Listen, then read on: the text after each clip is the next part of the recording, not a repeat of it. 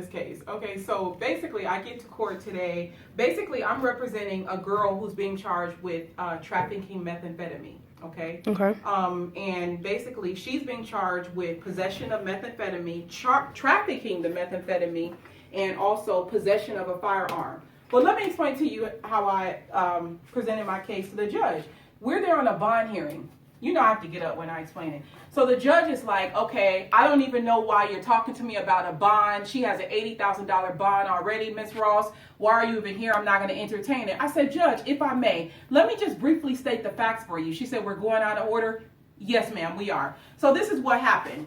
Basically, my girl is riding in the passenger seat of this F-150. There's a girl that's driving in the driver's seat. The car is registered to her. The gun is registered to her. And guess what's in the back seat? What's in it? A 50-pound dog bag with food. So there's a driver, okay? My girl is just with the driver. They go into a Kroger and she goes to buy Halloween ornaments in Halloween, right?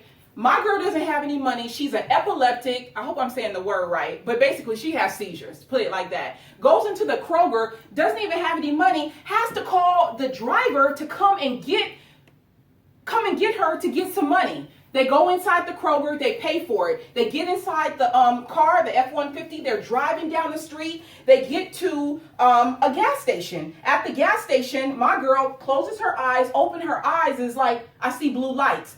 Sun triggers seizures, she was telling me, it's my understanding. So she's like, she sees blue lights.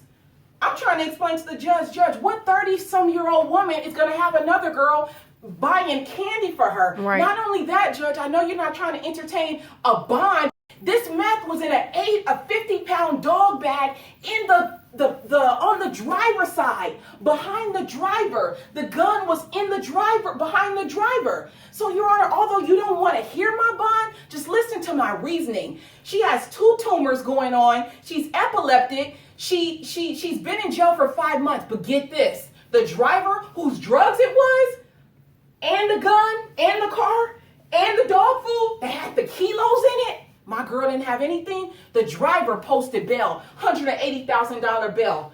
Who got her out of jail, right? So my girl's sitting in jail. This is what the state said. Okay, well, we have information that your girl is really involved more than what she says she is. I'm thinking like, how? Okay, because they're saying she's on wiretap. Y'all know I do these wiretap cases, so you already know. I'm like, okay. You the wiretap queen? Wiretap queen. Basically, what I'm trying to say is, if they have her on wiretap, let's talk about the wiretaps. Exactly. So the judge said, you know what? You have a good argument. You really, really, really do. She turns to the defendant. She says, ma'am, your attorney is a volcano. She's full of passion. She made me want to listen to her.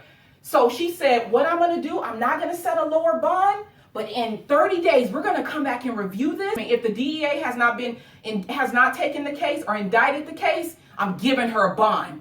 I said, thank you, Your Honor. Thank you. And to me, that's a victory. So although she's crying, I have to tell her, hey, you know what? Let's revisit this in 30 days. We do wiretaps. Okay, if they have evidence, let's get it.